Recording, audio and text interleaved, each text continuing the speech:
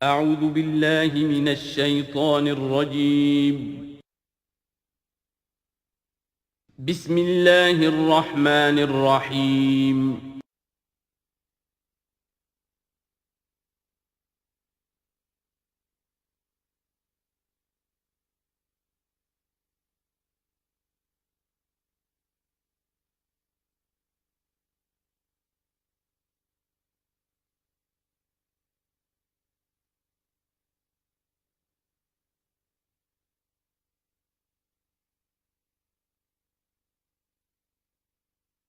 اعوذ باللہ من الشیطان الرجیم بسم اللہ الرحمن الرحیم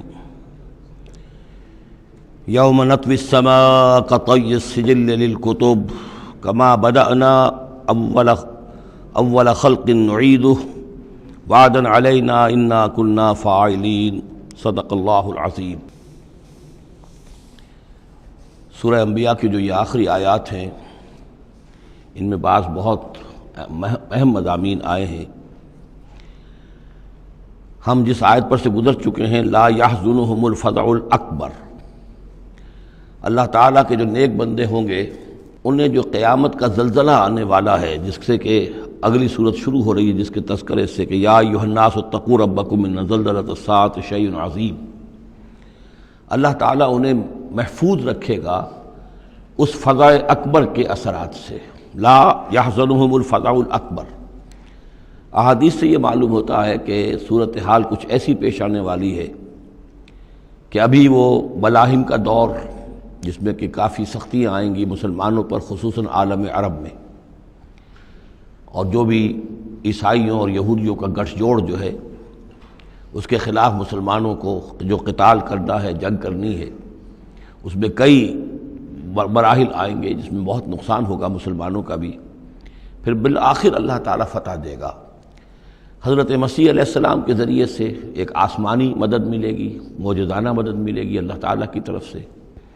لیکن زمینی سطح پر بھی عام جو اسباب ہیں، عادی اسباب اس دنیا کے، اس کے حوالے سے عرب میں ایک مجدد جو ہے وہ ظاہر ہوں گے، حضرت مہدی، اور ادھر جو مشرقی علاقہ ہے خراسان کا، جس میں میرے اندازے کے مطابق پاکستان کا علاقہ بھی شامل ہے اور افغانستان ہے، یہاں اس سے پہلے ہی وہ حکومت قائم ہو چکی ہوگی کہ جس سے پھر مدد جائے گی حضرت عیسیٰ علیہ السلام کے ساتھ اور حضرت مہدی کے ساتھ ہو کر پھر وہ اس اتحاد، عیسائی یہودی اتحاد کا مقابلہ کریں گے۔ اس کے بعد یہ ہے کہ پھر آخری مرحلہ آئے گا یاجوج اور ماجوج کے حملے کا، اور پھر پوری دنیا میں اسلام کا بول بالا ہو جائے گا، دین حق کا غلبہ ہوگا، اور مختلف روایات میں مختلف اس کی مقدار آئی ہے، 40 برس تک بھی، کہ پوری دنیا میں اللہ کے دین کا غلبہ ہوگا، خلافت علی منہاج النبوہ، جس کی کہ خبریں ہیں حدیث کے اندر کہ 5واں دور وہ آنا ہے ابھی حضور صلی اللہ علیہ وسلم کے زمانے سے لے کر، پہلا دور دور نبوت، پھر دور خلافت علی منہاج النبوہ، پھر ظالم ملوکیت کا دور، پھر غلامی والی ملوکیت کا دور، اور پھر خلافت علی منہاج النبوہ کا دور۔ اور اب جب یہ خلافت آئے گی تو پھر یہ کل روئے ارضی پر ہوگی، گلوبل ہوگی۔ لا یبقى علی ظہر الارض بیت وبر ولا بدر الا ادخلہ اللہ کلمۃ الاسلام،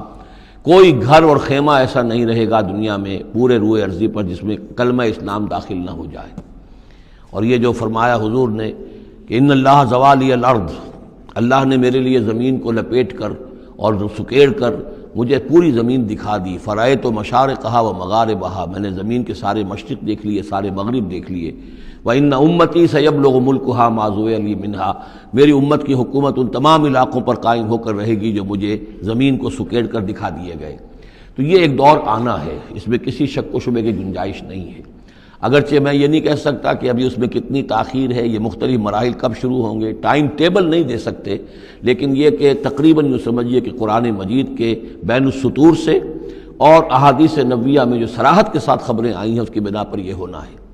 لیکن اس کے بعد جو قیامت آنی ہے، قیامت سے پہلے ایک مرحلہ ایسا آئے گا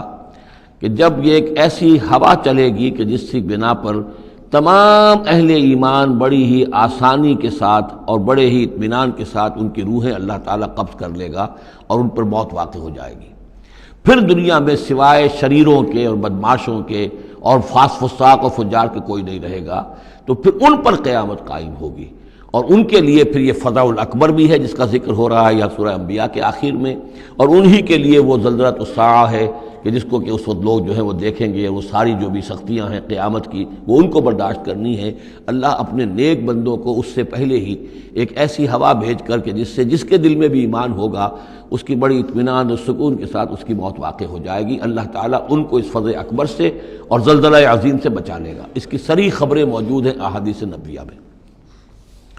لا يحزنهم الفزع الاکبر، انہیں نہیں ستائے گا وہ فزع اکبر، بڑی گھبراہٹ کا وقت جو آنے والا ہے۔ وتتلقاهم الملائکۃ، اور ان سے ملاقات کریں گے، لینے آئیں گے انہیں فرشتے، ان کا استقبال کریں گے۔ ھذا یومکم الذی کنتم توعدون، یہ ہے آپ کا وہ دن جس کا آپ سے وعدہ کیا جاتا تھا۔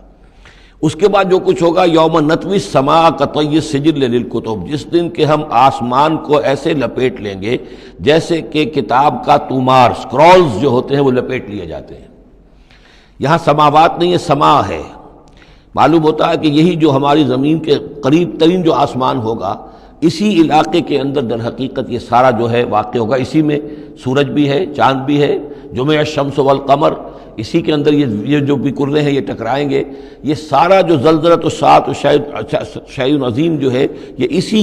سولر سسٹم کے اندر ہونے والا ہے۔ جبکہ ہم آسمان کو یوم نطوی السماء کطی السجل للکتب، تو ہم اس کو لپیٹ دیں گے اس آسمان کو کہ جیسے کہ کتاب کا تومار جو ہے اور کتاب کا اسکرول لپیٹ دیا جاتا ہے۔ کما بدانا اول خلق نعیدہ، جیسے کہ ہم نے پیدا کیا تھا اسے پہلی مرتبہ، اسی طریقے سے پھر اعادہ کریں گے، اس کا دوہرا دیں گے اس کو۔ وعدن علینا، یعنی یہ کہ جیسے کہ آپ کو معلوم ہے theory of the expanding universe, کہ ہر یہ جو کائنات ہے پھیل رہی ہے یوں اس طریقے سے چکر کھاتے ہوئے، ہر شے، ہر گلیکسی اسے چکر کھاتے ہوئے پھیلتی چلی جا رہی ہے۔ اسی طریقے سے یہ الٹ کر جیسے فنر ہوتا ہے وہ واپس آتا ہے جب، تو پھر اسی طریقے سے چکر کھاتے ہوئے وہ پھر آ کر جب جاتا ہے ایک جگہ پر۔ یوم نطوی السماء کطی السجل للکتب کما بدانا اول خلق نعید وعدا علینا، یہ ہم پر وعدہ ہے۔ انا کنا فاعلین، ہم یقیناً یہ کر کے رہیں گے۔ وَلَقَدْ كَتَبْنَا فِي الزَّبُورِ مِن بَعْدِ الذِّكْرِ، اور ہم نے لکھ دیا تھا زبور میں نصیحت کے بعد، ان الارض یرثها عبادی الصالحون، کہ ہماری اس زمین کے وارث ہوں گے ہمارے نیک بندے۔ اسی زمین کو جیسا کہ میں نے کہا جنت بنا دیا جائے گا، اور ابتدائی جو ہے نزل جو ہے ان کے لیے ابتدائی جنت وہ اسی زمین پر فراہم کی جائے گی۔ یہ زمین جو ہے اس کے وارث ہوں گے ہمارے نیک بندے۔ اس میں دونوں اشارے ہو سکتے ہیں، قیامت سے قبل اللہ کے نیک بندوں کی حکومت پوری زمین پر قائم ہو جائے گی، تو زمین کے وارث ہو جائیں گے اللہ کے نیک بندے۔ اور دوسرے یہ کہ آخرت کی زمین مراد ہو تو ظاہر بات ہے اس جنت کے تو ظاہر بات ہے وارث اللہ کے نیک بندے ہیں ہی۔ دونوں امکانات اس آیت میں موجود ہیں۔ ان فی ھذا لبلاغا لقوم عابدین، یقیناً اس میں پہنچا دینا ہے، بات کو پہنچا دینا ہے ان لوگوں کے لیے کہ جو اللہ کے بندے ہیں، اللہ کی بندگی کرنا چاہتے ہیں، اللہ کی عبادت پر کاربند رہنا چاہتے ہیں۔ وما ارسلناک الا رحمتا للعالمین، اور نبی ہم نے نہیں بھیجا ہے آپ کو مگر تمام جہان والوں کے لیے رحمت بنا کر۔ آپ صرف عرب کے لیے نہیں بھیجے گئے تھے، اگر عرب کے لیے بھیجے گئے ہوتے تو آپ کا جو مقصد بعثت تھا وہ مکمل ہو گیا، وہ تو جزیرہ نما عرب میں دین کا بول بالا ہو گیا۔ هو الذی ارسل رسولہ بالہدی ودین الحق لیظہرہ علی الدین کلہ، تو وہ تو ہو گیا، جزیرہ نما عرب کے اندر اللہ کا دین جو ہے اس کا بول بالا ہو گیا تھا۔ آپ بھیجے گئے تمام جہان والوں کے لیے، لہذا آپ کے بعثت کا مقصد اسی وقت مکمل ہوگا جب کل روئے ارضی پر آپ کا لایا ہوا دین غالب ہو جائے، تب جا کر، جس کو اقبال نے کہا ہے کہ وقت فرصت ہے کہاں، کام ابھی باقی ہے، نور توحید کا اتمام ابھی باقی ہے۔ تو وہ اتمام جو ہے ایک اعتبار سے تو ہو گیا تھا، جزیرہ نما عرب کی حد تک اتمام ہو گیا، لیکن یہ کہ دنیا جو ہے بھی تو بہت بڑی تھی، نوع انسانی جو ہے بڑی جو ہے اس تک ابھی دین کو پھیلانا تھا، پہنچانا تھا۔ دور خلافت راشدہ میں وہ سلسلہ شروع ہوا ہی تھا، لیکن اس کے بعد یہ ایک سازش کے نتیجے میں عبداللہ ابن سبا نے جو سازش کی یہودی نے اور مسلمانوں کو آپس میں لڑا دیا، ایک فتنۃ الکبریٰ پیدا ہوا جس کے نتیجے میں حضرت عثمان شہید کیے گئے، اور پھر باہمی خانہ جنگی ہوئی، 1,00,000 مسلمان ایک دوسرے کی تلواروں اور نیزوں سے ختم ہو گئے، تو وہ پروسیس وہیں رک گیا۔ اس کے بعد سے تو ہم اس کے واپس آئے ہیں، وہ دین کا جو غلبہ تھا وہ دین سے ہم پیچھے ہٹے ہیں، پسپائی ہوئی ہے۔ لیکن یہ کہ دنیا ختم نہیں ہو سکتی جب تک کہ محمد رسول اللہ صلی اللہ علیہ وسلم کا مقصد بعثت بتمام و کمال پورا نہ ہو، اور مقصد بعثت آپ کا ہے اظہار دین الحق، اللہ کے دین کا غلبہ، اور یہ اللہ کے دین کا غلبہ چونکہ آپ پوری نوع انسانی کے لیے بھیجے گئے ہیں، لہذا کل عالم انسانی پر اس کا ہونا لازم ہے۔ یہ گویا کہ صغریٰ کبریٰ قرآن سے ثابت ہے، لیکن اس کی صراحت کے ساتھ خبریں احادیث میں ہیں۔ وما ارسلناک الا رحمۃ للعالمین قل انما یوحی الی انما الہکم الہ واحد، اے نبی ان سے کہہ دیجئے یہ بات میری طرف وحی کی جا رہی ہے کہ تمہارا الہ بس ایک ہی الہ ہے، فہل انتم مسلمون، تو اب تم اس کی فرما برداری اختیار کرتے ہو یا نہیں؟ فإن تولوا، پھر اے نبی اگر یہ منہ موڑ لیں، پیٹھ دکھا دیں، فقل آذنتکم علی سواء، تو کہہ دیجئے میں نے تمہارے کان کھول دیے ہیں، میں نے اللہ کا پیغام تمہیں کھلم کھلا ڈنکے کی چوٹ پہنچا دیا ہے ہر ایک کے لیے۔ اب تمہارے سرداروں کو بھی میں نے بات سمجھا دی ہے، عوام کے سامنے بھی پیش کر دیا ہے، سب کے لیے برابر، کوئی طبقہ ایسا نہیں رہا ہے اس تمہارے معاشرے کا جس کے سامنے کہ میری دعوت نہ پہنچ چکی ہو۔ اب آذنتکم علی سواء، سب کو یکساں میں نے سنا دیا، پہنچا دیا، اللہ کی تبلیغ کا حق ادا کر دیا۔ ان ادری اقریب ام بعید ما توعدون، یہ میں نہیں جانتا کہ جس چیز کا تم سے وعدہ کیا جا رہا ہے، جس چیز کی دھمکی دی جا رہی ہے، جو عذاب آنے والا ہے، وہ قریب ہے یا دور ہے۔ ٹائم ٹیبل میں نہیں دے سکتا، لیکن یہ کہ تمہارے اوپر جو بھی تمہارے کرتوتوں کے نتائج ہیں وہ بالآخر وہ تمہارے اوپر تمہاری شامت اعمال بن کر آئیں گے۔ وَإِنْ أَدْرِي أَقَرِيبٌ أَمْ بَعِيدٌ مَا تُوعَدُونَ، وہ قریب ہے یا دور ہے یہ میں نہیں کہہ سکتا۔ یہی جیسا کہ میں عرض کر رہا ہوں کہ یہ تمام جو سلسلہ ہے کہ جو احادیث نبویہ اور قرآن مجید، اور نہ صرف یہ کہ احادیث نبویہ بلکہ سابقہ جو کتابیں ہیں، آخر وہ بھی کتابیں تھیں اللہ کی، ان میں تحریف تو ہوئی ہے لیکن پھر بھی حق بات بھی موجود ہے، اس میں بھی جو پیشن گوئیاں موجود ہیں۔ چنانچہ آپ دیکھتے ہیں کہ اس وقت دنیا میں ہر اعتبار سے یہ جو چند سال اب رہ گئے ہیں اس صدی کے، 1999 اور 1998 بھی اس میں شامل ہے، پھر یہ کہ اس صدی کے اختتام پر اور پھر اگلی صدی کے شروع ہونے کے بارے میں نوسٹریڈیمس کی پیشن گوئیاں، شاہ ولی کی پیشن گوئیاں، پچھلے دنوں تو اخبارات میں آیا کہ گاندھی جی کی بھی کوئی پیشن گوئیاں برآمد ہوئی ہیں جو بھی اسی عرصے کے لیے تھیں، شاید وہ بھی کہیں کوئی سنیاسی سے کچھ انہوں نے سنا ہو، وہ کوئی ان کی کوئی ایک وہ جو ہے ڈائری برآمد ہوئی ہے، جنگ میں خبر سنی تھی، شائع ہوئی تھی۔ وائن برگر جو ہے جو رہا ہے پچھلی حکومت کے اندر بڑا اہم، اس کی یہ پیشن گوئیاں ہیں۔ تو یہ سارا جو ہے، اور جو بائبل کی آخری کتاب ہے بک آف ریولیشن، حضرت یوحنا، حضرت یحییٰ جو حضرت مسیح کے حوارین میں سے تھے، ایک یوحنا تو وہ جو نبی تھے، یحییٰ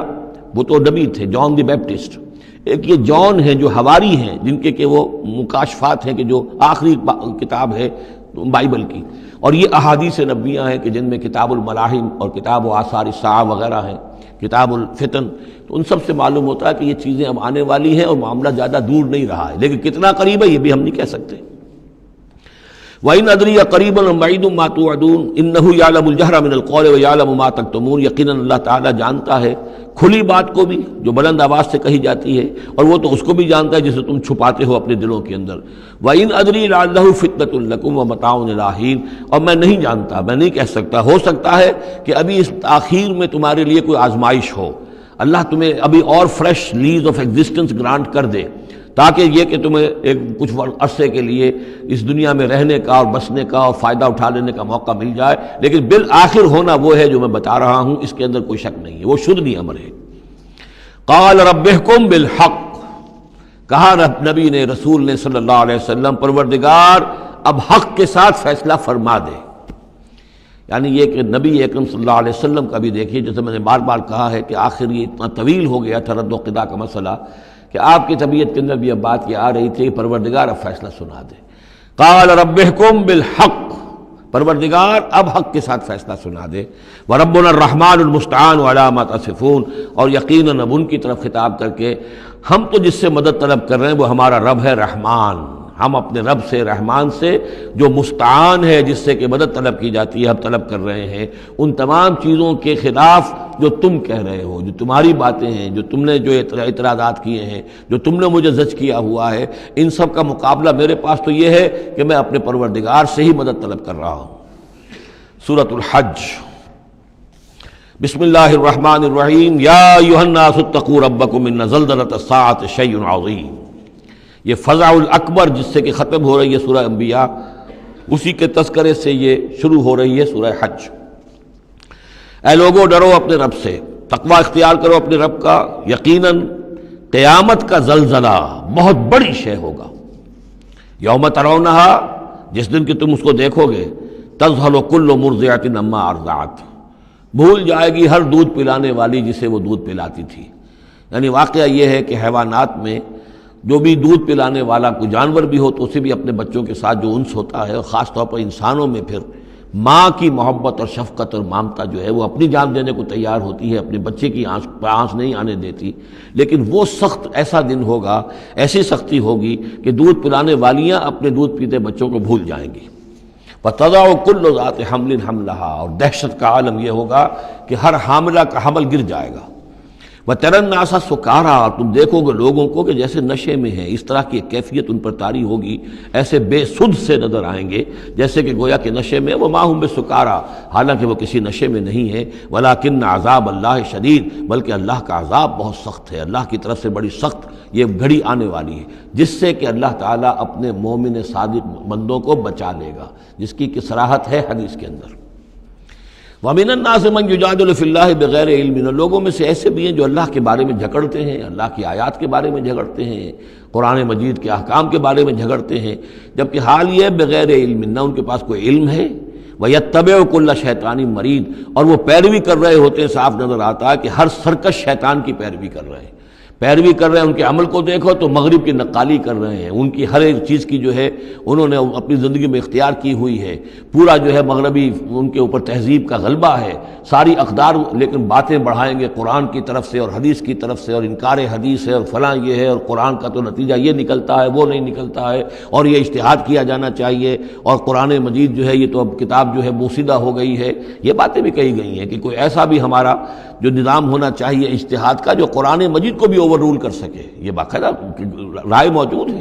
کہ قرآن مجید میں بھی جو صریح احکام آئے ہیں وہ بھی ایک خاص قوم کے لیے، خاص وقت کے لیے تھے، یہ ہمیشہ کے لیے نہیں ہے۔ تو بڑے بڑے دانشور، بڑے بڑے جو اسکالرز ہیں، بڑی بڑی ڈگریاں ان کے پاس ہیں، میکگل سے لے کر آئے ڈگریاں، ڈاکٹر فضل الرحمان صاحب آئے تھے تو میکگل سے ڈگری لے کر آئے تھے، جنہوں نے جو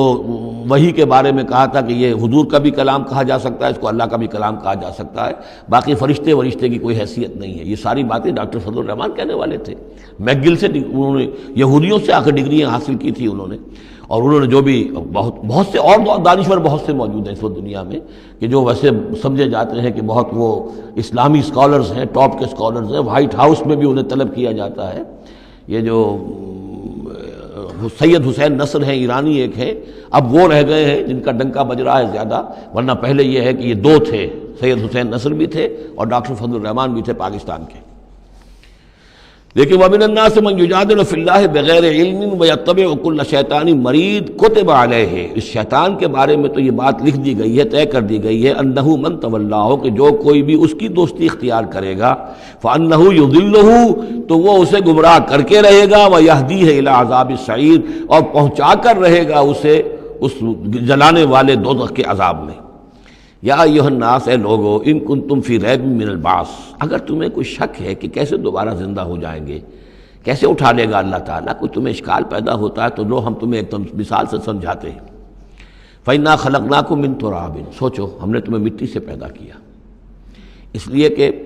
باپ کے بھی جسم میں اگر نطفہ بنا ہے، منی بنی ہے، کہاں سے بنی ہے؟ غذا کہاں سے آئی تھی اس کی؟ ساری غذا تو مٹی سے آئی ہے، زمین سے آئی ہے، یہیں سے آئی ہے، وہ منرلز ہیں، وہ سب کچھ ہیں، گوشت کھایا ہے تو بکری نے جو کہاں سے غذا لی تھی؟ زمین سے لی تھی۔ تو تمہاری جو تخلیق ہے سب کی ابتدا میں جو ہے وہ مٹی سے ہے، من تراب ثم من نطفۃ، پھر وہ نطفے کی ایک شکل بنی، ثم من علقۃ، پھر تم ایک علقہ کی شکل میں تھے۔ اس علقہ کے بارے میں بعد میں عرض کروں گا، ابھی میں اس کا کوئی ترجمہ نہیں کر رہا، اس کا ترجمہ عام طور پر جو جمع ہوا خون کیا جاتا ہے یہ ترجمہ صحیح نہیں ہے۔ ثم من مضغۃ، پھر یہ کہ وہ ایک لوتھڑے کی طرح تھا، گوشت کا ایک لوتھڑا سا تھا، مخلقۃ غیر مخلقۃ، پہلے اس پہ کوئی نشانات تھے ہی نہیں، پھر اس لوتھڑے کے اوپر نشانات آنے شروع ہوئے، معلوم ہوا کہ یہاں سے یہ بازو نکلیں گے، یہاں سے یہ ٹانگیں نکلیں گی، اسی کے اندر جو ہے یہ آثار شروع ہو گئے۔ لنبین لکم، تاکہ ہم تمہیں کھول کھول کر بیان کر دیں۔ یہ جو بھی سٹیجز ہیں کہ جو ایمبریونک جو سٹیجز ہیں، اس میں واقعہ یہ کہ اس کے بارے میں کیتھل مور کا میں قول آپ کو سنا چکا ہوں، جو تعارف قرآن کا میرا لیکچر تھا، کہ ان چیزوں کے بارے میں حیران اور ششدر ہیں جو اس وقت ایمبریولوجی کے سب سے بڑے ماہر ہیں، جن کی ٹیکسٹ بکس دنیا کے اندر سب سے زیادہ مستند مانی جاتی ہے کہ ہم حیران ہیں کہ یہ ساری چیزیں قرآن مجید نے کیسے کہی ہیں، اور یہ بالکل ایگزیکٹ جو ہے تعبیر ہے ان سٹیجز کی کہ جو رحم مادر میں انسانی جنین جن سٹیجز سے گزرتا ہے اس کی اس سے زیادہ صحیح تعبیر ہو نہیں سکتی۔ وَنُقِرُّ فِي الْأَرْحَامِ مَا نَشَاءُ، یہی مضمون چونکہ دوبارہ پھر آئے گا سورہ مومنون کے پہلے رکوع میں، تو میں وہاں اس کے بارے میں تفصیل سے عرض کروں گا۔ اور ہم ٹھہرائے رکھتے ہیں رحموں میں جو ہم چاہتے ہیں، یعنی رحم کے اندر پھر رحم مادر میں وہ حمل رہتا ہے، اب وہ حمل بیٹے کا ہوا ہے، بیٹی کا ہوا ہے، یا بیٹا یا بیٹی وہ ذہین ہے، فتین ہے، خوبصورت ہے، کیسی ہے، صحیح ہے، سالم ہے، وہ ہمارا فیصلہ ہے۔ نقر فی الارحام ما نشاء الی اجل مسمى، ہم ٹھہرائے رکھتے ہیں رحموں میں جو ہم چاہتے ہیں ایک وقت معین تک، ثم نخرجکم طفلا، پھر ہم تمہیں نکالتے ہیں اور تم چھوٹے سے بچے ہوتے ہو، ثم لتبلغوا اشدکم، پھر تم اپنی پوری جوانی کو پہنچتے ہو، قوت کو پہنچتے ہو، ومنکم من یتوفی، تم میں سے وہ بھی ہیں کہ جو پہلے ہی ان کا انتقال ہو جاتا ہے، انہیں قبض کر لیا جاتا ہے، انہیں اللہ تعالیٰ لے جاتا ہے، ومنکم من یرد الی ارذل العمر،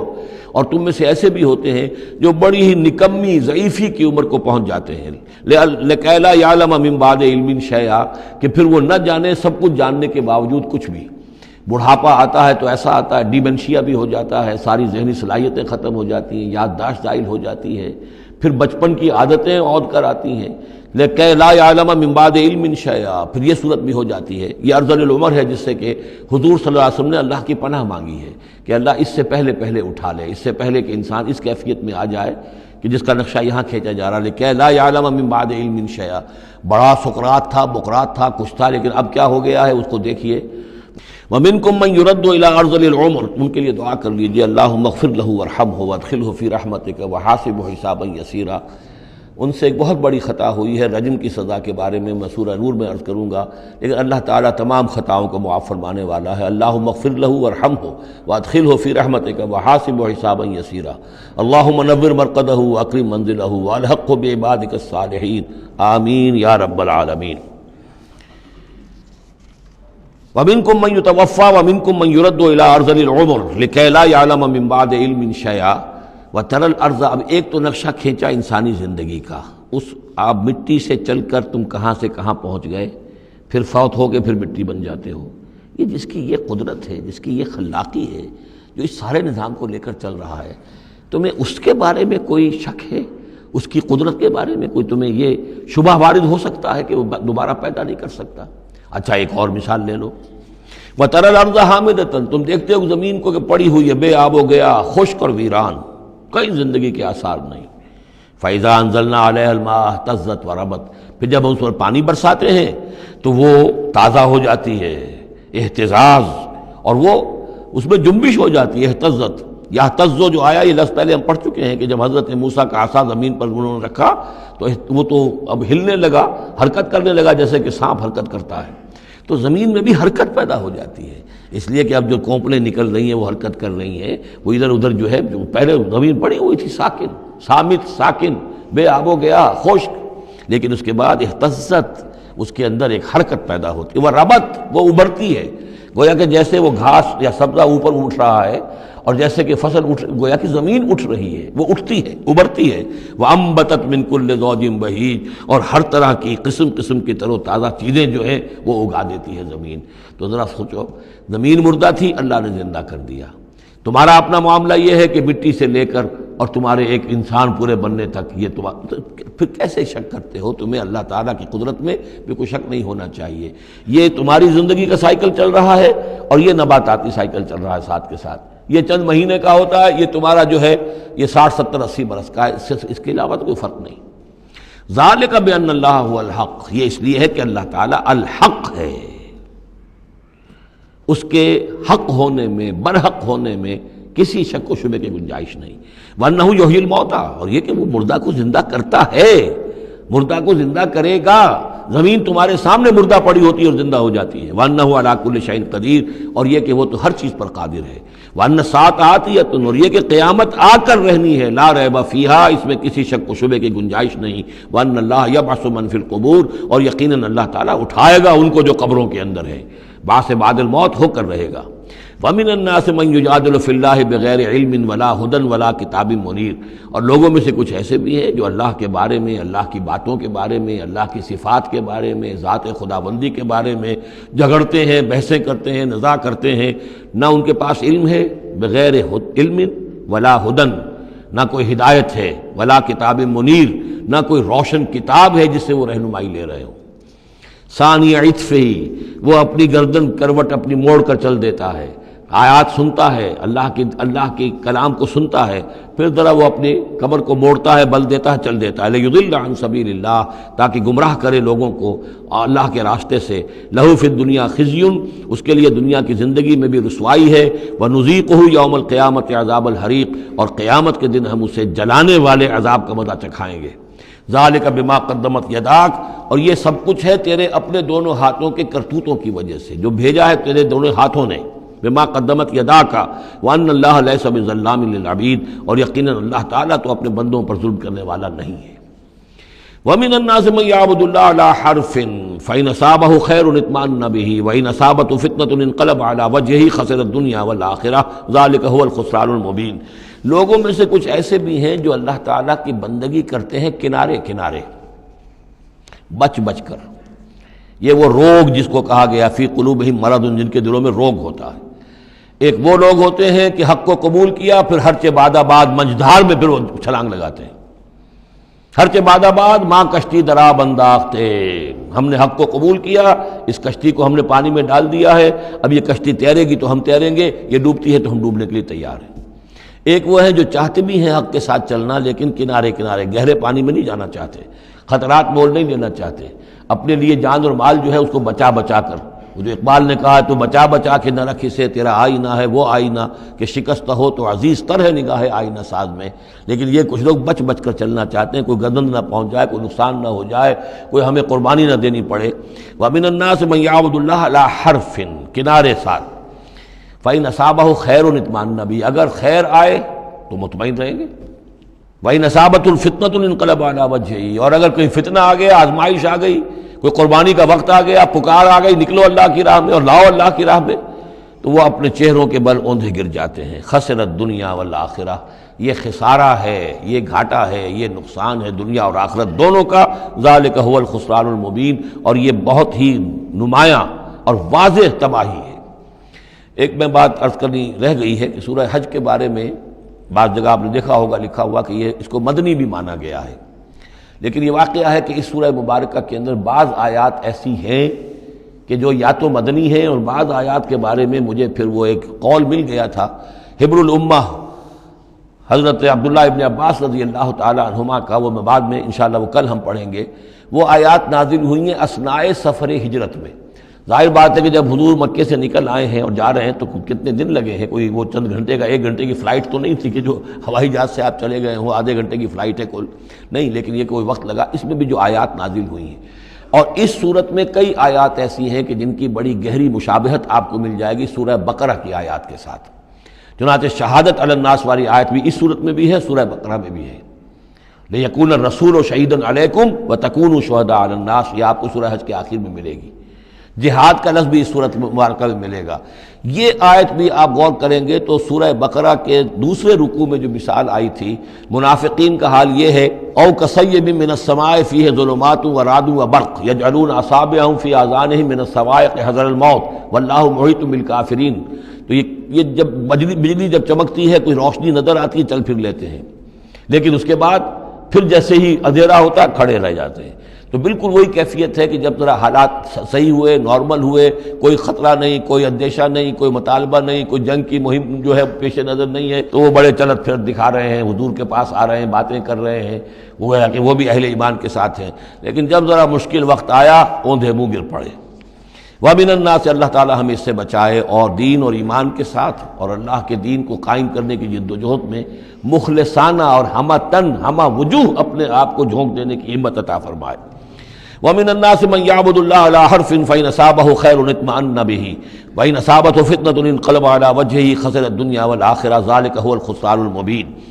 یدعو من دون اللہ ما لا یضرہ وما لا ینفعہ، یہ پکارتا ہے اللہ کے سوا ان کو جو نہ اسے کوئی ضرر پہنچا سکتی ہے نہ نفع، ذالک هو الضلال البعید، یہی ہے بہت ہی گمراہی، دور کی گمراہی۔ یدعو لمن ضرہ اقرب من نفعہ، وہ پکارتا ہے اللہ کو، اس کو کہ جس کا ضرر جو ہے وہ اس کے نفع سے قریب تر ہے۔ اللہ کے سوا کسی کو پکارو گے تو نفع تو کوئی ہے نہیں، لیکن ضرر تو پہنچ گیا۔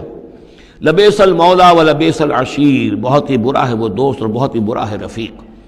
ان اللہ یدخل الذین آمنوا وعملوا الصالحات جنات تجری من تحتها الانہار، یقیناً اللہ تعالیٰ داخل کرے گا ان لوگوں کو جو ایمان لائے اور جنہوں نے نیک عمل کیے ان باغات میں جن کے دامن میں ندیاں بہتی ہوں گی۔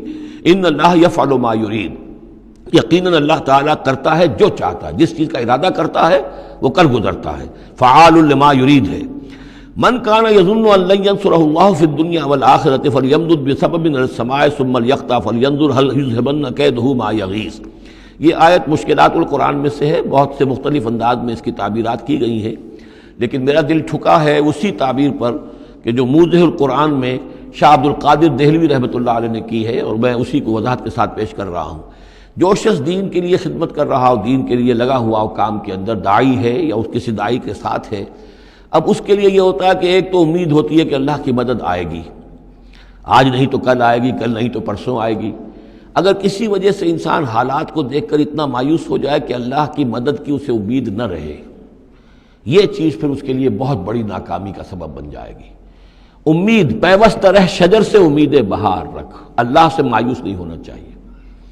نہ لا تقنطوا من رحمت اللہ۔ ٹھیک ہے دیر ہو جائے کوئی حرج نہیں، لیکن یہ کہ یہ اللہ کی مدد آئے گی، اللہ جو ہے نصرت فرمائے گا، اللہ تعالیٰ ہماری مدد کرے گا۔ والذین جاہدوا فینا لنہدینہم سبلنا، جو لوگ ہماری راہ میں محنت کریں گے، جدوجہد کریں گے، ہم لازماً انہیں اپنے راستے دکھائیں گے۔ یہ اللہ کا پختہ وعدہ ہے، ان وعدوں پر یقین رکھنا چاہیے۔ لا انک لا تخلف المیعاد، اے اللہ ہمیں یہ اندیشہ نہیں ہے کہ تو اپنا وعدہ پورا نہیں کرے گا، خلاف کرے گا، ہاں ہمیں اندیشہ ہوتا ہے کہ ہم تیرے وعدوں کے مصداق بن سکیں گے یا نہیں،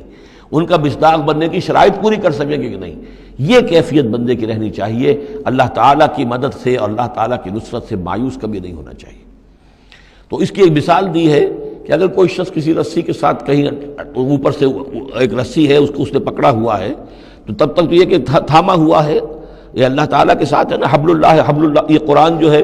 القرآن حبل اللہ الممدود من السماء الی الارض۔ اسی طرح امید اللہ سے رکھنا، رجا رکھنا، یہ بھی گویا کہ ایک معنوی رسی ہے کہ جو اللہ تعالیٰ کے ساتھ ہمیں جوڑے ہوئے ہے۔ جب تک یہ رسی رہے گی ہمیں سہارا رہے گا، جب یہ رسی کاٹ دیں گے ہم، وہ امید منقطع کر دیں گے، تو سوائے اس کے اور کیا ہوگا کہ زمین پر رودے منہ گر جائیں گے۔ من کان یظن ان لن ینصرہ اللہ فی الدنیا والآخرہ، جس شخص کا یہ گمان ہو جائے کہ اللہ ہرگز مدد نہیں کرے گا اس کی دنیا میں اور نہ آخرت میں، فلیمدد بسبب من السماء، اسے چاہیے کہ ذرا ایک رسی آسمان کی طرف تانے، ثم لیقطع، پھر کاٹ دے، اسے توڑ دے، فلینظر هل یذهبن کیدہ ما یغیظ، پھر دیکھے کہ اس سے اس کا جو غصہ ہے اندر کا، اس میں جو مایوسی کی آگ جل رہی ہے اس میں کوئی کمی ہوئی؟ یعنی جب تک وہ رسی ہے کچھ نہ کچھ امید تو رہے گی، تو اس امید جو ہے اللہ پر اور اللہ کی نصرت اور اللہ کے وعدوں پر جو یقین ہے اس کو برقرار رکھو، یہ تمہیں سہارا دے گی۔ وَكَذَلِكَ أَنزَلْنَاهُ آيَاتٍ بَيِّنَاتٍ، اسی طرح ہم نے اتارا ہے اس قرآن کو روشن اور کھلی باتوں کی شکل میں۔ وَأَنَّ اللَّهَ يَهْدِي مَن يُرِيدُ، اور اللہ تعالیٰ ہدایت دیتا ہے جس کو چاہتا ہے، یا اللہ تعالیٰ ہدایت دیتا ہے جو چاہتا ہے کہ اس کو ہدایت ملے۔ ان الذین آمنوا والذین ہادوا والصابئین والنصارى، یقیناً وہ لوگ جو مسلمان ہیں، ایمان لائے ہیں محمد پر صلی اللہ علیہ وسلم، والذین ہادوا، اور جو یہودی ہوئے، والصابئین، اور جو صابی ہیں، والنصارى، اور جو یہ عیسائی ہیں، والمجوس، اور مجوس ہیں ایرانی، والذین اشرکوا، اور جن لوگوں نے شرک کی روش اختیار کی، ان اللہ یفصل بینہم یوم القیامہ، یقیناً اللہ فیصلہ کرے گا ان کے مابین قیامت کے دن۔ ان اللہ علی کل شیء شہید، یقیناً اللہ تعالیٰ ہر چیز پر خود گواہ ہے، ہر چیز اس کے سامنے نگاہوں میں موجود ہے۔ الم تری ان اللہ یسجد لہ من فی السماوات ومن فی الارض، یہ آیت بڑی عجیب ہے اس اعتبار سے کہ اس میں آپ تصور کریں گے تو اوپر سے نیچے کی طرف آ رہا ہے۔ کیا تم نے دیکھا نہیں اللہ کے سامنے سربسجود ہے ہر وہ شے جو آسمان میں ہے اور وہ سب وہ چیزیں جو زمین میں ہیں، وہ تمام مخلوقات جو آسمان میں ہے اور وہ تمام مخلوقات جو زمین میں ہے، والشمس ہو اور سورج بھی سربہ سجود ہے، والقمر ہو اور چاند بھی، والنجوم ہو اور تارے بھی، پھر نیچے اتریے والجبال ہو اور پہاڑ، زمین پر سب سے اونچی چیزیں پہاڑ ہیں، والشجر ہو اور درخت، والدواب اور یہ تمام جو بھی چوپائے چل رہے ہیں زمین کے اوپر حیوانات، وکثیر من الناس اور لوگوں میں سے بھی بہت سے، لوگوں میں سے تفریق ہے کہ کچھ باغی ہو گئے ہیں، باقی تو یہ ساری مخلوقات اللہ کے قانون کی پابند ہیں، قانون تکوینی کے اندر ہے، یہ اللہ کی بندگی کر رہی ہیں، یہ سجدے میں ہے، ہر شے اللہ کے سامنے سربہ سجود ہے۔ ہاں انسانوں کے اندر بغاوت بھی ہے، انسانوں میں سے کچھ لوگ وہ ہیں کہ جنہوں نے سورج کو پوجنا شروع کر دیا، سورج اللہ کو پوج رہا ہے اور وہ سورج کو پوج رہے ہیں، چاند کو پوجنا شروع کر دیا، درختوں کو پوجنا شروع کر دیا، جانوروں کو پوجنا شروع کر دیا، یہاں تک کہ اعضائے تناسل کو پوجنا شروع کر دیا۔ ہندوؤں کے اندر تو یہ بھی ہے، یہ پوجا ہوتی ہے۔ تو یہ ہے ان لوگوں کی گراوٹ۔ انسانوں میں سے اللہ تعالیٰ جس کو ہدایت دے دیتا ہے، معرفت حاصل ہو جاتی، پھر وہ اسی کے سامنے سربہ سجود ہوتے ہیں۔ وَكَثِيرٌ حَقَّ عَلَيْهِ الْعَذَابُ، لیکن بہت سے ایسے ہیں کہ جو عذاب الہی کے مستحق ہو جاتے ہیں۔ وَمَن يُهِنِ اللَّهُ فَمَا لَهُ مِن مُكْرِمٍ، اور جنہیں اللہ تعالیٰ ہی رسوا کر دے، ذلیل کر دے، اب اس کو عزت دینے والا کوئی نہیں ہے۔ جنہوں نے اپنے آپ کو ذلیل کیا، مخلوقات کے سامنے جھک گئے، انہوں نے ان کو اپنا معبود بنا لیا، جبکہ اللہ تعالیٰ کے سامنے ساری کی ساری مخلوقات جو ہے وہ تو اللہ کی بندگی میں ہے، اور اللہ نے تو اسے بنایا تھا خلیفۃ اللہ فی الارض، اسے مقام یہ عطا کیا تھا، مسجود ملائک بنایا تھا۔ اب جو اپنی اس تمام عظمت سے خود ہی مستعفی ہو گیا اور وہ مخلوقات کے سامنے جھک رہا ہے، فما لہ من مکرم، تو پھر اسے اب اس کا اکرام کرنے والا اور اسے عزت دینے والا کوئی نہیں۔ ان اللہ یفعل ما یشاء، یقیناً اللہ کرتا ہے جو چاہتا ہے۔ آیت سجدہ ہے، سجدہ کر لیجیے۔ ھذان خصمان اختصموا فی ربہم، یہ دو گروہ ہیں ایک دوسرے کے مقابل میں جو اپنے رب کے بارے میں جھگڑ رہے ہیں۔ ایک وہ ہے جو ایمان لے آئے ہیں۔ اب جیسا کہ میں نے عرض کیا یہ صورت ہے مکی، لیکن اس میں کچھ آیات شامل ہیں، یہ بھی ہو سکتا ہے کہ مدنی ہو اور یہ بھی ہو سکتا ہے کہ اثناء سفر ہجرت میں نازل ہوئی، لیکن بحیثیت مجموعی یہ ہے تقریباً آخری دور کی، آخری زمانے کی صورت۔ ھذان خصمان، اب ظاہر بات ہے مکے میں دو گروہ بالکل نمایاں ہو چکے تھے، ایک وہ جو حضور پر ایمان لائے اور ایک وہ کہ جو اڑے ہوئے ہیں۔ اختصموا فی ربہم، یہ اپنے رب کے بارے میں جھگڑ پڑے ہیں۔ فالذین کفروا، تو جو اللہ سے کفر کر رہے ہیں، انکار کر رہے ہیں، قطعت لہم ثیاب من نار، ان کے کپڑے کاٹے جائیں گے، بنائے جائیں گے، جیسے درزی جو ہے پہلے وہ کترتا بیوتتا ہے پھر سیتا ہے، تو ان کے لیے جو بنائے جائیں گے کپڑے وہ آگ کے ہوں گے۔ قطعت لہم ثیاب من نار، بیوتے جائیں گے، قطع کیے جائیں گے ان کے لیے کپڑے آگ کے۔ یصب من فوق رؤوسہم الحمیم، ان کے سروں کے اوپر کھولتے ہوئے پانی کے تریڑے دیے جائیں گے۔ یسحر بہ ما فی بطونہم والجلود، جس سے کہ ان کی کھالیں بھی جھلس جائیں گی اور جو کچھ ان کے پیٹوں کے اندر ہوگا وہ بھی جھلس جائے گا۔ وَلَهُم مَّقَامِعُ مِنْ حَدِيدٍ، اور پھر ان کے لیے لوہے کے وہ ہتھوڑے ہوں گے کہ جو ان کے سروں پر پڑیں گے۔ کلما ارادوا ان یخرجوا منها، جب بھی وہ چاہیں گے کہ وہاں سے نکل جائیں، من غم، غم کے مارے، اعیدوا فیہا، انہیں پکڑ کر دوبارہ پھر اسی میں ڈال دیا جائے گا۔ وذوقوا عذاب الحریق، اور چکھو مزہ اس جلانے والے عذاب کا۔ تم نے اللہ کا انکار کیا، تم نے محمد کی نفی کی، تم نے ان کو ماننے سے انکار کیا۔ اس کے برعکس ان اللہ یدخل الذین آمنوا وعملوا الصالحات، یقیناً اللہ داخل کرے گا ان لوگوں کو جو ایمان لائے جنہوں نے نیک عمل کیے، جنات تجری من تحتها الانہار، ان باغات میں جن کے نیچے ندیاں بہتی ہوں گی، یحلون فیہا من اساور من ذہب ولؤلؤا، پہنائے جائیں گے انہیں کنگن سونے کے اور موتی، ولباسہم فیہا حریر، اور ان کی پوشاک جو ہوگی وہاں پر ریشم کی ہوگی۔ دنیا میں ریشم مردوں پر حرام ہے، وہاں ریشم جو ہے اسی کا لباس ہوگا، باریک ریشم کے اوپر کا لباس اور گاڑھے ریشم کا جو ہے نیچے کا لباس ہوگا۔ وَہُدُوا إِلَى الطَّيِّبِ مِنَ الْقَوْلِ، اور ان کو تو رہنمائی کر دی گئی ہے بہترین بات کی طرف۔ بہترین بات کیا ہے؟ کلمہ طیبہ، لا الہ الا اللہ محمد رسول اللہ، یا سبحان اللہ والحمد للہ ولا الہ الا اللہ واللہ اکبر ولا حول ولا قوۃ الا باللہ۔ ہدوا الی الطیب من القول، انہیں ہدایت دے دی گئی ہے من القول، اچھی بات، بہترین کلمہ طیبہ کی۔ وہدوا الی صراط الحمید، اور ان کو تو ہدایت دے دی گئی ہے سیدھی اور اللہ کی تعریفوں والے کے راستے کی طرف، کیا وہ سیدھے اس راستے پر بڑھتے ہوئے اللہ تعالیٰ کی رحمت میں فراح و ریحان و جنت النعیم کے اندر پہنچ جائیں گے۔ ان الذین کفروا یصدون عن سبیل اللہ ہے، یقیناً وہ لوگ جنہوں نے کفر کیا اور جو روک رہے ہیں لوگوں کو اللہ کے راستے سے، والمسجد الحرام ہے، اور مسجد حرام سے روک رہے ہیں۔ اب مسلمان یہاں سے جانے پر مجبور ہیں، یہ اس کے جوار بیت اللہ میں رہتے تھے، یہاں سے چھوڑ کر جانے پہ مجبور ہیں، بعد میں کتنے عرصے تک نہ وہ عمرہ کر سکے نہ حج کر سکے، تو جو ان کو اس مسجد حرام سے روک رہے ہیں، الذی جعلناہ للناس سواء العاکف فیہ والباد، اس گھر کو جو ابراہیم نے بنایا تھا، جس کو ہم نے تمام انسانوں کے لیے مساوی قرار دیا ہے، برابر ہے یہاں پر، چاہے یہاں کے رہنے والے مقیم ہوں اور چاہے باہر سے آئیں۔ یہ اصطلاحات ہیں آفاقی اور مقیم۔ وہاں بیت اللہ میں، حرم میں کوئی فرق نہیں کیا جا سکتا حقوق میں۔ اب بھی میں سمجھتا ہوں کہ وہاں اس میں کوئی حرج شک نہیں ہے کہ حرم کے اندر کوئی فرق نہیں ہے۔ کوئی شخص باہر کا آ کر پہلی صف میں بیٹھ جائے، کوئی اسے زبردستی نہیں اٹھا سکے گا۔ یہ دوسری بات ہے کہ وہاں پہ شرطے وغیرہ جو ہیں ان کو رشوتیں دے کر لوگوں نے کو اپنی سیٹیں ریزرو کرا لی ہوتی ہیں، یا کبھی کوئی جو وی آئی پیز آنے والے ہوتے ہیں ان کے لیے وہ خالی کرتے ہیں، لیکن عام طور پر یہی ہے، آپ جس جگہ جا کر بیٹھ جائیں، کوئی یہ نہیں کہہ سکتا کہ میں یہاں کا رہنے والا ہوں، مکی ہوں، میں یہاں میں بیٹھوں گا تم یہاں سے اٹھو، سواء العاکف فیہ والباد، برابر ہے وہاں کے رہنے والے مقیم بھی اور وہ لوگ بھی کہ جو باہر سے آتے ہیں، آفاقی ہیں۔ وَمَن يُرِدْ فِيهِ بِإِلْحَادٍ بِظُلْمٍ، اور جو کوئی بھی اس میں بیت اللہ میں کوئی الحاد کی کوشش کرے گا، اللہ تعالیٰ کے سیدھے راستے سے ہٹانے کی لوگوں کو، اور اس میں کجی پیدا کرنے کی کوشش کرے گا شرارت نفس کی بنا پر، نُذِقْهُ مِنْ عَذَابٍ أَلِيمٍ، اس سے ہم مزہ چکھائیں گے دردناک عذاب کا۔ وَإِذْ بَوَّأْنَا یہ دو رکوع ہے ابھی سورہ مبارکہ کے، حج کے مناسک کا کچھ ذکر ہے یہاں پر، خاص طور پر قربانی کا خاص طور پر ذکر ہے۔ سورہ بقرہ کے دو رکوع 24واں 25واں، اس میں بھی حج کے مناسک آ چکے ہیں، لیکن وہاں پر اصل قربانی کا ذکر نہیں تھا، وہ تو صرف یہ ہے کہ وہ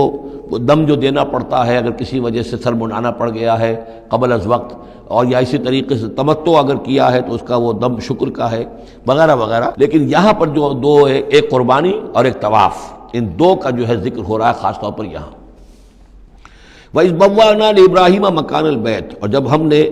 معین کر دی ابراہیم کے لیے اپنے گھر کی جگہ، بتا دی کہ یہ ہے وہ جگہ جس کے بارے میں میرا گمان یہ ہے کہ وہاں بنیادیں موجود تھیں حضرت آدم علیہ السلام کی بنائی ہوئی، لیکن اوپر سے دیواریں سب کی سب گر چکی تھیں اور سیلاب کی وجہ سے سارا اب وہاں کوئی آثار نہیں رہے تھے۔ اللہ تعالیٰ نے رہنمائی فرما کر ان کی نشاندہی کروا دی۔ اللہ تشرک بی شیئا، اور یہ حکم دے دیا گیا میرے ساتھ کسی شے کو شریک نہ کرنا، وطہر بیتیا، اور میرے اس گھر کو پاک رکھنا، للطائفین، طواف کرنے والوں کے لیے، والقائمین، اور قیام کرنے والوں کے لیے، کھڑے ہو کر نمازیں پڑھنے والوں کے لیے، والرکع السجود، اور رکوع کرنے والوں کے لیے اور سجود کرنے والوں کے لیے۔ یہ گویا کہ جیسے وہاں آیا تھا وَعَهِدْنَا إِلَىٰ إِبْرَاهِيمَ وَإِسْمَاعِيلَ أَن طَهِّرَا بَيْتِيَ لِلطَّائِفِينَ وَالْعَاكِفِينَ وَالرُّكَّعِ السُّجُودِ، تقریباً وہی آیت یہاں پر آئی ہے، صرف یہ کہ عاکف کی بجائے یہاں قائمین کا لفظ آیا ہے۔ وَأَذِّن فِي النَّاسِ بِالْحَجِّ، اور اے ابراہیم اب پکارو لوگوں کو، اذان دو، پکارو حج کے لیے۔ اب کیسے پکارا ہوگا، کیسے آپ نے یہ پیغام پہنچایا ہوگا، کہاں سے اللہ تعالیٰ نے ان کی آواز کو، ان کی پکار کو کہاں کہاں پہنچایا ہوگا، یہ اللہ تعالیٰ کا معاملہ ہے۔ یا تو کا رجالن، پکاریے لوگوں کو، حج کی دعوت دیجیے، آئیں گے وہ آپ کے پاس پیدل چل کر بھی، وعلیٰ کل ضامر، اور بڑی لاغر اونٹنیوں پر بھی، یعنی دور دراز سے آئیں گے تو سفر کی وجہ سے اونٹنیاں لاغر ہو چکی ہوں گی۔ یاتین من کل فج عمیق، جو یہاں پر پہنچیں گی وہ اونٹنیاں اور لوگ آئیں گے بڑی دور دراز کی راہوں سے، دور دراز کی، یہ فج کہتے ہیں پہاڑوں کے درمیان کے راستے کو، چونکہ یہ سارا پہاڑی علاقہ ہے تو نہ معلوم کہاں کہاں سے گہری وادیوں میں سے ہو کر لوگ جو ہیں پہنچتے ہیں۔ لیشہدوا منافع لہم، تاکہ یہ آئیں حاضر ہوں ان جگہوں پر کہ جو ان کے لیے منفعت کی جگہیں ہیں۔ وَيَذْكُرُ اسْمَ اللَّهِ فِي أَيَّامٍ معلومات، اور اللہ کا نام لیں معین دنوں کے اندر، یعنی قربانیاں دیں معین دنوں میں۔ 10ویں ذی الحجہ کی قربانی کا دن ہے، اس کے بعد جو ہے 11ویں کو بھی ہو سکتی ہے، 12ویں کو بھی ہو سکتی ہے، یا ایام معلومات ہیں۔ عَلَىٰ مَا رَزَقَهُم مِّن بَهِیمَةِ الْأَنْعَامِ، تو اللہ کا نام لیں ذبح کرتے ہوئے، اللہ کا نام لیں ان پر کہ جو ہم نے انہیں یہ چوپائے عطا کیے ہیں، مویشی دیے ہیں۔ فَكُلُوا مِنْهَا، تو ان کو ذبح کر کے ان کی قربانی دے کر اس میں سے خود بھی کھاؤ۔ وَأَطْعِمُوا الْبَائِسَ الْفَقِيرَ، اور جو برے حال میں ہو، فقیر محتاج جو بہت ہی خستہ حال ہے، اس کو بھی کھلاؤ۔ ثُمَّ لْيَقْضُوا تَفَثَّهُمْ، پھر یہ کرنے کے بعد پھر اپنے میل کچیل دور کرو، پھر احرام کھولنا ہوتا ہے، پھر یہ کہ وہ رنحت رمی ہوتی ہے، نہر ہوتا ہے، حلق ہوتا ہے، اور پھر طواف۔ چار یہ الفاظ جو ہیں یہ 10ویں تاریخ کے ہیں، 4 افعال، رمی اور نہر، پھر جا کر قربانی دینا، پھر یہ کہ حلق کر کے اور پھر یہ احرام کھل گیا، اب نہاؤ دھو، میل کچیل جو بھی احرام کی وجہ سے صاف کرو، اچھے کپڑے پہنو، اور پھر جاؤ اور طواف کرو، طواف زیارہ۔ ثم یقضوا تفثهم، پھر چاہیے کہ وہ دور کریں اپنے میل کچیل، ولیوفوا نذورهم، اور جو بھی نذریں مانگی ہوئی ہوں ان کو پورا کریں، ولیطوفوا بالبیت العتیق، اور اب جا کر اس قدیم گھر کا طواف کریں۔ ذالک، یہ سن چکے، ومن يعظم حرمات اللہ فهو خیر له عند ربہ، اور جو کوئی اللہ تعالیٰ کی حرمتوں کی تعظیم کرے، یہ بیت اللہ الحرام ہے، یہ اشہر حرم ہے، یہ ساری چیزیں جو ہے اللہ تعالیٰ کی حرمتیں ہیں، حرمات اللہ ہیں، اللہ نے جس جس چیز کو کہ محترم قرار دیا ہے۔ سورہ مائدہ میں ہم پڑھ چکے ہیں، وہ جانور کے جو خدی کے جانور ہیں وہ بھی محترم ہیں، جن کے گھروں میں گردنوں میں پٹے ڈال دیے گئے ہیں، معلوم ہے کہ یہ ہدیم بالغ الکعبہ جانے والے ہیں، وہ بھی محترم ہیں۔ عام مین البیت الحرام جو ہیں، جو لوگ حاجی جا رہے ہیں، ان کی بھی حرمت ہے۔ تو جو بھی من یعظم حرمات اللہ ہے، جو کوئی بھی اللہ تعالیٰ کی حرام کی ہوئی شے، محترم ٹھہرائی ہوئی چیزوں کی تعظیم کرے گا، فہو خیر لہ عند ربہ، تو وہ اسی کے لیے بہتر ہوگا، اس کا اجر و ثواب اسے ملے گا اپنے رب کے پاس۔ وَأُحِلَّتْ لَكُمُ الْأَنْعَامُ إِلَّا مَا يُتْلَىٰ عَلَيْكُمْ، اور حلال کر دیے گئے تمہارے لیے سارے چوپائے سوائے اس کے جو تم کو سنا دیا گیا ہے، یعنی یہ کہ خنزیر کا معاملہ ہے، اس کو حرام کر دیا گیا ہے، باقی بکری ہے، بھیڑ ہے، گائے ہے، بیل ہے، اونٹ ہے، ان سب کو اللہ کی راہ میں تو اس کی قربانی ہو سکتی ہے۔ فَاجْتَنِبُوا الرِّجْسَ مِنَ الْأَوْثَانِ، تو پھر تم بچو، ان بتوں کی گندگی سے بچو۔ یہ ہے اصل میں بچنا جو ہے وہ سب سے پہلے شرک، اور وہاں پر سب سے بڑا شرک جو ہے وہ بت پرستی کا ہو رہا تھا۔ وَاجْتَنِبُوا قَوْلَ الزُّورِ،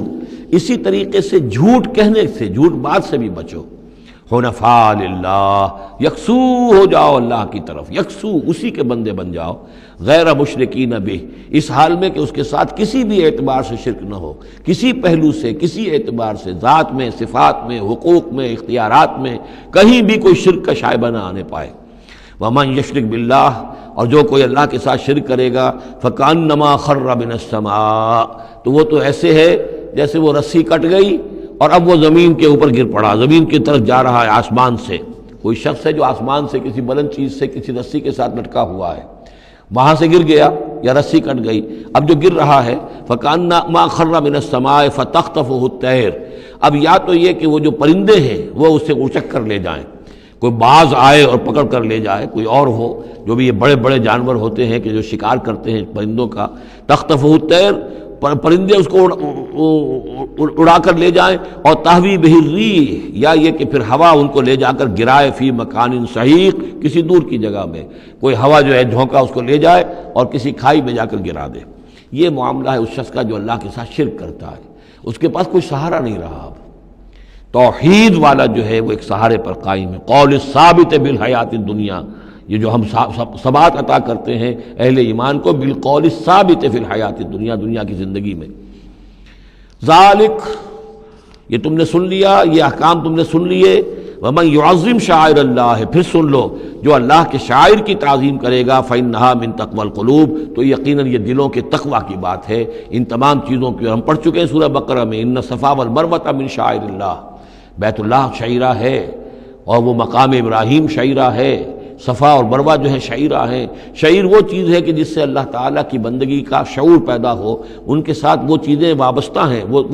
وہ تاریخ ان کی ہے کہ جس کے حوالے سے پھر یہ کہ اللہ تعالیٰ کا شعور جو ہے انسان کے اندر پیدا ہوتا ہے، اس کی ذات کا، صفات کا۔ لکم فیہا منافع الی اجل مسمى، یہ جو جانور ہیں اس کی قربانی کے، تمہارے لیے ان میں نفع ہے ایک اجل مسمى تک، یعنی یہ نہیں ہے کہ قربانی کا جانور ہے تو اس کے اوپر سواری نہیں کر سکتے، سواری کر سکتے ہو۔ قربانی کا جانور ہے تو اس کا دودھ پی سکتے ہو، اگر وہ گائے ہے درمیان میں اگر کوئی دودھ ہے یا بکری ہے لے کے جا رہے ہو تو اس کا دودھ پی سکتے ہو۔ منافع الی اجل مسمى، ایک وقت معین تک کے لیے۔ ثم محلها الی بیت العتیق، پھر ان کا جو اصل مقام ہے جہاں انہیں لے جا کر پیش کر دینا ہے وہ ہے بیت العتیق، یعنی اللہ کا گھر۔ اللہ کا گھر کا جو منہر ہے پھر اس کو وسیع کر کے، اور بنا کی وادی میں ایک بہت بڑی جگہ ہے، ورنہ اس سے پہلے جو ہے یہ مروہ کی جو پہاڑی ہے صفا اور مروہ کے پاس جو ہے یہ قربان گاہ تھی، مروہ ہی سے وہ وادی شروع ہو جاتی ہے کہ جس پر کچھ آگے چل کر وہ منا کا پورا آتا ہے، اب یہ منہر جو ہے وہ ادھر ایکسٹینڈ کر دیا گیا ہے۔ وَلِكُلِّ أُمَّةٍ جَعَلْنَا مَنسَكًا، اور ہم نے ہر امت کے لیے ایک قربانی کا نظام مقرر کیا، لِيَذْكُرُوا اسْمَ اللَّهِ عَلَىٰ مَا رَزَقَهُم مِّن بَهِيمَةِ الْأَنْعَامِ، تاکہ وہ اللہ کا نام لیا کریں ان مویشیوں پر کہ جو ہم نے انہیں عطا فرمائے ہیں۔ فَإِلَٰهُكُمْ إِلَٰهٌ وَاحِدٌ، تو جان لو تمہارا الہ ایک ہی اللہ ہے، واحد۔ فَلَهُ أَسْلِمُوا، اس کے سامنے سر تسلیم خم کرو، اس کی اطاعت قبول کرو۔ یعنی ایسا نہ ہو کہ بس قربانی تو ہو رہی ہے، باقی سب حرام خوریاں ہو رہی ہیں، 10-10 ہزار 20-20 ہزار کا جانور لے کر اور اس کے فوٹو کھنچوا کر اخبارات میں شائع کیے جا رہے ہیں، ہے سارا حرام خوری کا نتیجہ۔ تو یہ تو کوئی قربانی نہیں ہے، یہ اللہ تعالیٰ کے ہاں قبول نہیں ہے، چاہے وہ 1 لاکھ کا جانور ہو لیکن ہو اسلام کے ساتھ۔ فَلَهُ أَسْلِمُوا، اس کی اطاعت تو قبول کرو، اس کے حلال اور حرام کے پابند تو ہو، اس کے حرام کردہ چیزوں سے منہ نہ مارو۔ وبشر المخبتین، اور اے نبی بشارت دے دیجئے مخبتین کو، اخبات کہتے ہیں جو اپنے آپ کو پست کر لیں اللہ کے سامنے، تواضع اور عاجزی اختیار کرنے والے۔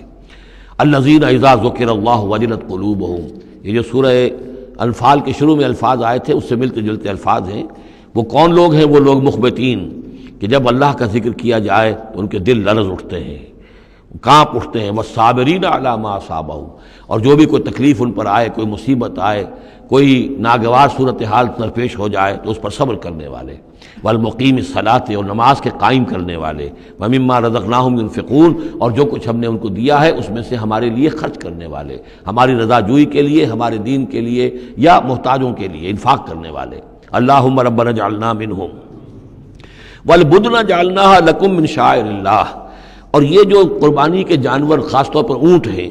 ان کو ہم نے تمہارے لیے ان کو بھی شاعر بنا دیا، یہ بھی اللہ کے شاعر میں سے ہے، اس لیے کہ یہ اونٹ جو ہے ابھی اللہ کے نام پر قربان کیے جا رہے ہیں۔ لکم فیہا خیر، تمہارے لیے ان میں خیر ہے، بھلائی ہے۔ ظاہر بات ہے کہ ان کا بھی گوشت تم کھا سکو گے اور غریبوں کو کھلا سکو گے، لیکن یہ کہ ہے وہ شاعر اللہ، اس لیے کہ وہ نامزد ہو چکے ہیں بیت اللہ کے لیے، اللہ کے لیے کہ یہ قربانی کے جانور ہے کہ جن کو قربان کیا جانا ہے بیت اللہ کے قریب۔ فاذکروا اسم اللہ علیہا صواف، تو اس پر ان پر نام لیا کرو اللہ کا، ان کو کھڑا کر کے سیدھا، صواف صفے باندھ کر، قطار باندھ کر۔ یہ جو نقشہ ہے یہ خاص طور پر جو حجۃ الوداع میں حضور نے جو قربانی دی ہے تو 63 آپ نے اونٹ اپنے ہاتھ سے نہر فرمائے، کل 100، یہ 63 آپ نے اپنے ہاتھ سے نہر فرمائے۔ اور یہ آتا ہے روایات کے اندر، اب یہ چونکہ معاملہ حضور کا ہے اور اس میں ہمیں کسی شک و شبے کی گنجائش نہیں ہے کہ اب کھڑے ہوئے ہیں قطار میں، اور ایک اب نہر کرنے کا طریقہ بھی ہوتا ہے، برچھا مارا جاتا ہے اونٹ کی یہاں گردن میں، اس کو گرا کر ذبح کرنا آسان کام نہیں ہے، کھڑے ہوئے اونٹ کو برچھا لگایا جاتا ہے، یہاں اس کی جو بڑی وینز ہے خون کا فوارہ چھوٹتا ہے، جب خون بہت زیادہ بہہ جاتا ہے پھر وہ گرتا ہے ایک طرف، ایک پہلو کے اوپر، تو پھر اس کا معاملہ جو ذبح کرنے کا ہوتا ہے۔ تو حضور جیسے برچھا مارتے تھے اور اس کے بعد پھر اگلا اونٹ اپنی گردن خود آگے کرتا تھا۔ نہ شود نصیب دشمن کے شود ہلاک تیغت، سر دوستاں سلامت کی تو خنجر آزمائی، گویا کہ ان کے لیے خود ایک اعزاز تھا، اللہ نے شعور دیا ہے۔ وہ تو جو ایک سوکھی ہوئی لکڑی تھی جس کا سہارا لے کر حضور صلی اللہ علیہ وسلم وہ آپ خطبہ دیا کرتے تھے جمعے کا، پھر جب ممبر بنا دیا گیا اب وہ اس لکڑی جو ہے اس کا آپ سہارا نہیں لے رہے، تو پہلا دن جب تھا کہ آپ نے اس کا سہارا نہیں لیا اور آپ ممبر پر کھڑے ہو کر آپ نے جب خطبہ دیا ہے تو اس سوکھی لکڑی میں سے ایسی آواز آ رہی تھی جیسے کوئی بچہ بلک بلک کر رو رہا ہو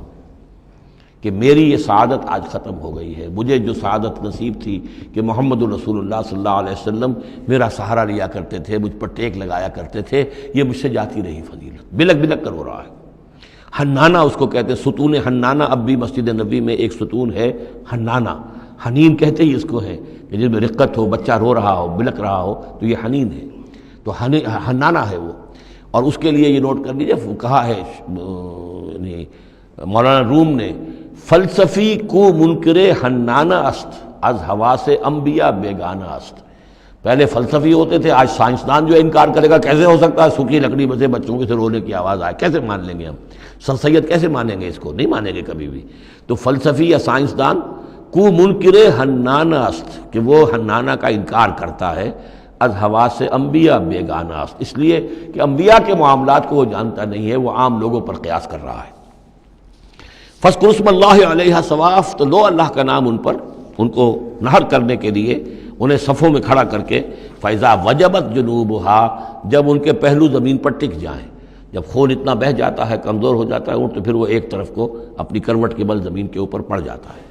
فَكُلُوا مِنْهَا، تو اب کھاؤ اس میں سے اس کے گوشت کو، وَأَطْعِمُوا الْقَانِعَ وَالْمُعْتَرَ، اور کھلاؤ اس کو بھی جو قناعت کے ساتھ بیٹھا ہوا ہے، مانگتا نہیں پھر رہا ہے، سائل نہیں ہے، اس کے پاس کچھ نہیں ہے لیکن وہ مانگتا نہیں پھرتا، قانع، اور معتر جو بے قرار ہو گیا ہے، آتا ہے، سوال کر رہا ہے، مانگ رہا ہے، گوشت مانگ رہا ہے، اس کو بھی دو، اس کو بھی دو۔ كَذَلِكَ سَخَّرْنَاهَا لَكُمْ لَعَلَّكُمْ تَشْكُرُونَ، اسی طرح تو ہم نے اتنے بڑے جانور کو تمہارے لیے مسخر کر دیا ہے، اونٹ جیسے جانور کو، اور وہ کھڑا ہوتا ہے تم برچھا مارتے اس کو، سخرناها لکم لعلکم تشکرون، تاکہ تم اللہ کا شکر ادا کرو۔ لن ینال اللہ لحومها ولا دماؤها، اب یہ ہے اصل شے، اللہ تک نہ ان کے گوشت پہنچتے ہیں نہ خون پہنچتا ہے، ولکن ینالہ التقوی منکم، ہاں اگر پہنچتا ہے اس تک تو تقوی اگر ہے تمہارے اندر تو اللہ تک پہنچ جائے گا۔ یعنی یہ کہ ایک یہ رسومات ہے، ظاہری شکل ہے، ظاہری شکل اصل دین نہیں ہے، اگرچہ اس کے بغیر بھی تو حقیقت جو ہے وہ کسی نہ کسی حیول ہی میں ظاہر ہوگی، کوئی نہ کوئی اسے پیکر چاہیے۔ تو ان عبادات کا پیکر بھی اہم ہے، لیکن صرف پیکر کو نہ سمجھیں، ظاہر کو نہ سمجھیں، اصل شے اس کی روح ہے، روح تقویٰ۔ وہ جو علامہ اقبال نے کہا ہے کہ رہ گئی رسم اذاں، روح بلالی نہ رہی، فلسفہ رہ گیا، تلقین غزالی نہ رہی، اور نماز و روزہ و قربانی و حج یہ سب باقی ہیں، تو باقی نہیں ہے۔ وہ ہمارا وہ تقویٰ، ہمارا اللہ کے ساتھ خلوص و اخلاص، قربانی جب انسان دے رہا ہو تو واقعتاً اس کے اپنے اندر اگر تقویٰ بھی ہے، اس نے حلال ذریعے سے کمائے ہوئے مال میں سے اس نے اتنی محنت کی ہے کہ اس میں سے اثار کر رہا ہے، اللہ کے نام پر ایک جانور کو ذبح کر رہا ہے، پھر خود اپنی زندگی میں وہ اللہ کے قوانین کا پابند ہے، اسی کے مطابق زندگی گزار رہا ہے، اور وہ اپنی توانائیاں، قوتیں، صلاحیتیں اللہ کی راہ میں لگا رہا ہے، اس کی قربانی ہے۔ باقی اگر یہ نہیں ہے تو ٹھیک ہے، چلیے کم سے کم غریبوں کو گوشت مل جائے گا، کچھ نہ کچھ فائدہ تو ہو ہی جائے گا، لیکن یہ کہ وہ اصل قربانی نہیں ہے، اللہ تک کچھ نہیں پہنچے گا تمہارا۔ لن ینال اللہ لحومها ولا دماؤها، دیکھو ان قربانیوں کے نہ گوشت اللہ تک پہنچتے ہیں نہ ان کے خون، ولکن ینالہ التقوی منکم، ہاں تقوی اگر ہے وہ اللہ تک پہنچ جاتا ہے۔ کذالک سخرھا لکم لتکبروا اللہ علی ما ھداکم، اسی طرح اللہ تعالیٰ نے اسے تمہارے لیے مسخر کر دیا ہے، لتکبروا اللہ علی ما ھداکم، تاکہ تم اللہ کی تکبیر کیا کرو اس ہدایت پر جو اس نے تمہیں دی ہے۔ دیکھیے دو عیدیں ہیں ہماری، عید الفطر جو رمضان کے بعد آتی ہے، ایک عید الاضحیٰ ہے جو حج کے ساتھ منسلک ہے۔ وہاں بھی ہم نے رمضان مبارک کے بارے میں جو آیات آئی ہیں سورہ بقرہ کے 23ویں رکوع میں، وہاں بھی لتکبروا اللہ علی ما ھداکم ولعلکم تشکرون، شہر رمضان الذی انزل فیہ القرآن ہدی للناس وبینات من الہدی والفرقان فمن شہد منکم الشہر فلیصمہ ومن کان مریضا او علی سفر فعدۃ من ایام اخر یرید اللہ بکم الیسر ولا یرید بکم العسر ولتکملوا العدۃ ولتکبروا اللہ علی ما ھداکم ولعلکم تشکرون، وہی الفاظ یہاں ہیں، لتکبروا اللہ علی ما ھداکم، تاکہ تم تکبیر کرو، اللہ کی تکبیر کرو۔ اسی لیے عیدیان کے لیے جاتے آتے ہوئے تکبیر، اور اس کو بھی بڑا بلند آواز سے، جاتے آتے راستہ بدلنا، پھر نماز جو دوگانہ ہے عید کی اس میں اضافی تکبیرات ہیں، لتکبروا اللہ علی ما ھداکم ولعلکم تشکرون پر تو وہ آیت ختم ہوئی ہے، وبشر المحسنین، اور اے نبی ان لوگوں کو آپ بشارت دے دیجئے جو اسلام اور ایمان اور تقوی کی منزلیں طے کرتے ہوئے درجہ احسان تک پہنچنے کی کوشش کرتے ہیں اور پہنچ جاتے ہیں۔ اللہم ربنا اجعلنا منہم، اللہم ربنا اجعلنا منہم۔ بارک اللہ لی ولکم فی القرآن العظیم ونفعنی وإیاکم بالآیات والذکر الحکیم۔